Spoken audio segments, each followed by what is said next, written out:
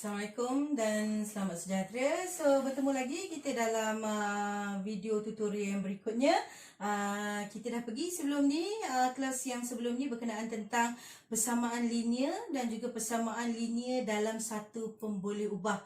So, saya dah kata syarat untuk persamaan linear dia mesti ada pemboleh ubah dan kuasanya mesti satu. Dia tak boleh kuasa 2, kuasa 3 tak boleh. Kalau persamaan linear satu pemboleh ubah, dia mesti ada satu saja pemboleh ubah.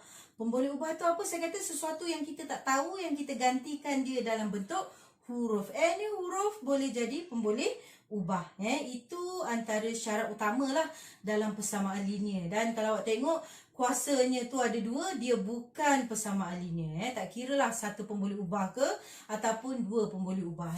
So hari ni kita nak tengok awak dah boleh dah mengenal pasti, dah boleh dah membentuk persamaan linear dalam pelbagai situasi dan awak dah boleh selesaikan jalan kira untuk pemboleh ubah, satu pemboleh ubah. So dia sebenarnya mudah. Yang kita pergi lanjut sikit adalah persamaan linear dalam 2 pemboleh ubah. Okey, kat sini yang kita akan lebih banyak buat exercise, buat latihan. Sebabnya bila ada melibatkan 2 pemboleh ubah, kita ada melibatkan beberapa kaedah untuk kita menentukan nilai bagi pemboleh ubah. So sebelum kita cerita macam mana kaedah mendapatkan jawapan bagi 2 pemboleh ubah, kita tengok dulu, awak kena tahu dia macam mana yang kita katakan persamaan linear dalam 2 pemboleh ubah. Syarat dia satu mesti adalah sama dengan persamaan. Kalau dia tak ada bersama dengan, itu adalah ungkapan. Okey, next dia mesti ada 2 pemboleh ubah. 2 pemboleh ubah maksudnya 2 huruf. Okey, dan kuasa dia mesti 1. Dia tak boleh kuasa 2. Right, kita tengok kepada A ni. Okey, 4M tambah N sama dengan 13. Ada berapa dia punya pemboleh ubah? Ada berapa dia punya huruf? Ada 2. 1, 2. So, dia ya ke bukan persamaan linear dalam 2 pemboleh ubah? Dia ya. Sebab apa dia ya? Sebab mempunyai 2 pemboleh ubah. Okey, 2 pemboleh ubah dan kuasa 1. Dan kuasa pemboleh ubahnya adalah 1. Itu dia punya cara nak menjawab soalan ni. Bukan tentukan ya ataupun bukan saja. Mesti bagi tahu sebab dia. Okey, macam contoh yang kedua, 5 per Y tolak 3 sama dengan 6. Adakah dia persamaan linear dalam 2 pemboleh ubah? Tak, dia bukan. Sebab apa bukan? Sebab cuma ada Y saja. So, Y satu pemboleh ubah. Yang kita nak cari adalah 2 pemboleh ubah. So, kat sini adalah bukan. Sebab apa bukan? Sebab hanya mempunyai 1 pemboleh ubah saja. So, dia bukan persamaan linear dalam 2 pemboleh ubah. Okey, kita pergi kepada yang berikutnya. Tadi kita dah tentukan persamaan pemboleh ubah, persamaan linear dalam 2 pemboleh ubah. So, kita sambung dengan macam mana nak bentuk persamaan yang melibatkan 2 pemboleh ubah. Dalam bentuk pernyataan, kita tukar dia dalam bentuk persamaan. Kita tengok kepada contoh. Okey, contoh dia kata hasil darab 2 nombor adalah 20. So, 20 ni adalah sama dengan, sama dengan 20. Tapi kita tak tahu 2 nombor tu sebenarnya. So, operasinya yang dibulatkan adalah darab. So, kita tahu operasinya adalah darab. Any huruf boleh jadi pemboleh ubah tapi nak 2. So, dia kata hasil darab maksudnya you boleh letak, katakanlah saya nak letak dia kepada X darab, ni dah. Okey, Y darab Z sama dengan 20. So, 2 nombor. Okey, 2 nombor. Dia kata 2 nombor. Dia punya operasinya adalah darab. So, sama dengan 20. So, itu dalam bentuk persamaan. Persamaan bagi 2 pemboleh ubah. Okey, contoh berikutnya yang B. Tengok bila ayat tu panjang sikit, awak kena bagi perhatianlah mana yang kita nak jadikan dia perkali, mana yang kita nak jadikan pemboleh ubah, mana yang kita nak sama dengankan. Itu yang kena awak fikir bila melibatkan pernyataan yang lebih panjang. Okey, 3 kelas di tingkatan 1 mempunyai K orang murid lelaki. So dia dah bagi kat sini K, bulatkan terus K. So kita dah tahu K tu adalah pemboleh ubah. Okey, dan M orang. So dia dah bagi dah kat sini. So you bulatkan saja. M orang murid perempuan. Okey, jumlah keseluruhan murid adalah 65. So jumlah keseluruhan maksudnya yang ni lah sama dengan. Dia dah bagi macam soalan A, awak kena create reka pemboleh ubah. Macam ni dia dah bagi dah. Ada K untuk lelaki, M untuk perempuan. Dia kata jumlah keseluruhan adalah 65. So apa dia punya operasi dia? Bila dia kata jumlah keseluruhan, operasinya apa? Operasinya adalah tambah. Jumlah. Dia bukan nak beza. Kalau dia kata beza antara murid lelaki dengan murid perempuan adalah 65 orang, yes, kita tolak. Tapi ni bila dia kata jumlah, operasinya adalah tambah. Tapi kena tengok dia kata 3 kelas. So bila 3 kelas, perkalinya mesti ada 3 ni. Tadi tak ada perkali. Yang ni semua satu saja. Perkali dia 1.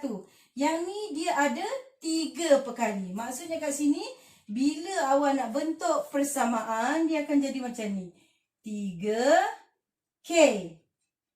Untuk lelaki, maksudnya 3 kelas darab K murid lelaki tambah 3 kelas darab M murid perempuan sama dengan 65. Dapat tak? 3 ni adalah perkali. So 3K, 3 darab K. K ini adalah mewakili murid lelaki. Jumlah tadi operasinya tambah. 3 kelas tingkatan 1. M ini mewakili murid perempuan. Dan jumlah keseluruhan adalah 65. So kita punya persamaan 3K tambah 3M sama dengan 65. Boleh tak? Okey, kita pergi kepada seterusnya.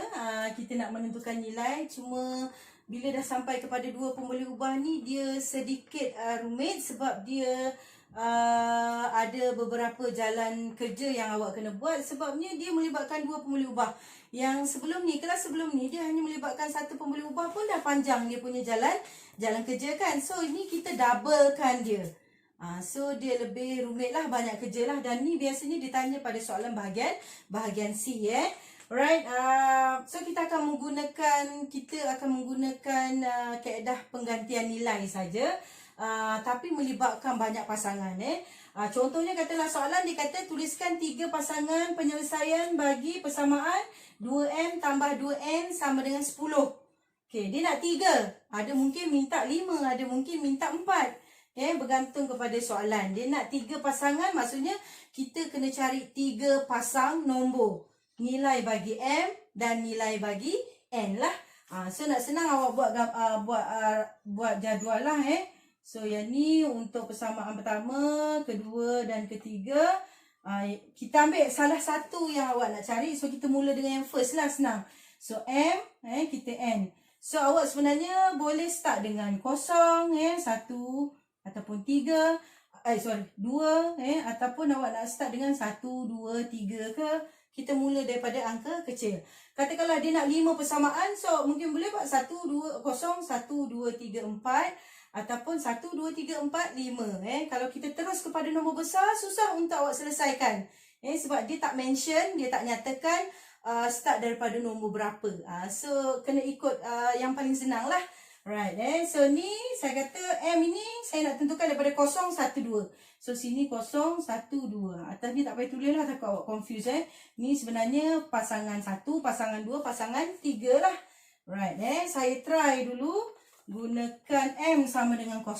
Okay, So bila kita dah cari M sama dengan 0, yang ni kita akan letak dalam bracket lah sebab kita ada darab. So ni perkali mesti darab kita letak dalam bracket merujuk kepada kita darab. So 2M tadi dah sama dengan 0, so letak terus angka 0 tambah 2N sama dengan 10. Yang tak berubah, jangan ubah. Yang ada angka saja kita masukkan. 2 darab kosong berapa? Kosong kan? So, 2N kekal sama dengan 10.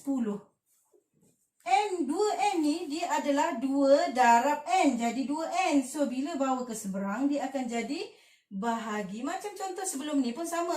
At the end, bila kita nak cari pemboleh ubah, dia ada perkali, bawa ke seberang, dia mesti jadi bahagi. So, N sama dengan 10 bahagi 2. So, N sama dengan 5. So, kita dapat kat sini, kalau kita gantikan M sama dengan kosong, kita akan dapat N sama dengan 5. Itu pasangan yang pertama. Okey, kita pergi kepada pasangan yang kedua. Saya ambil nombor 1. M sama dengan 1.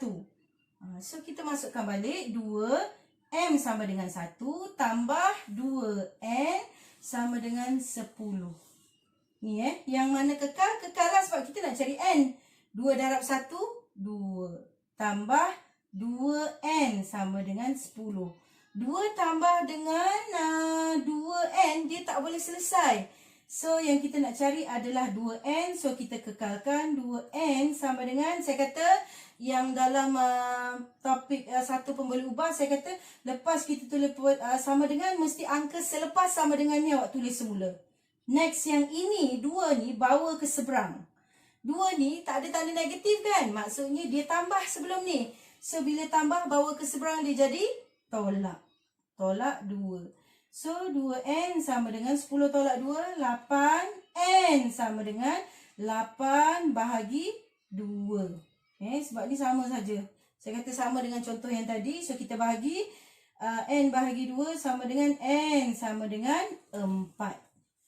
Okey, so kat sini, kalau M kita dapat dia 1, maka N adalah 4.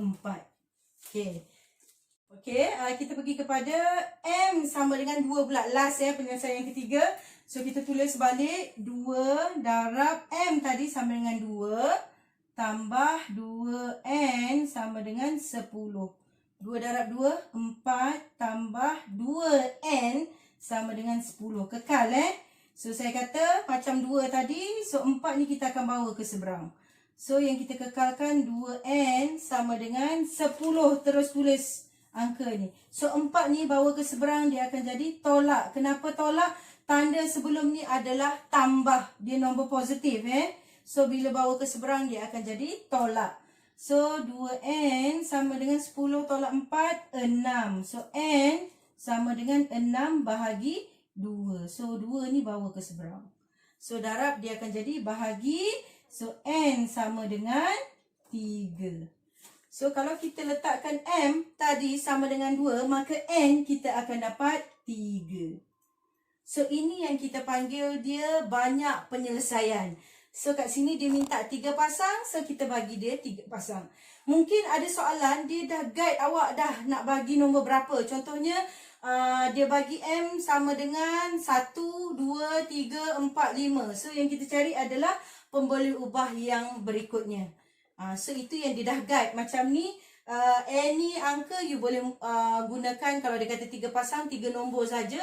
Awak boleh bermula dengan 0 ataupun awak boleh bermula dengan 1. Lebih senang untuk awak jawab. Daripada kalau awak bermula dengan 6, 7, 8 kan susah kan? Angka besar. So, kita mula dengan 0 sebab 0 is a number. Any kita boleh buat.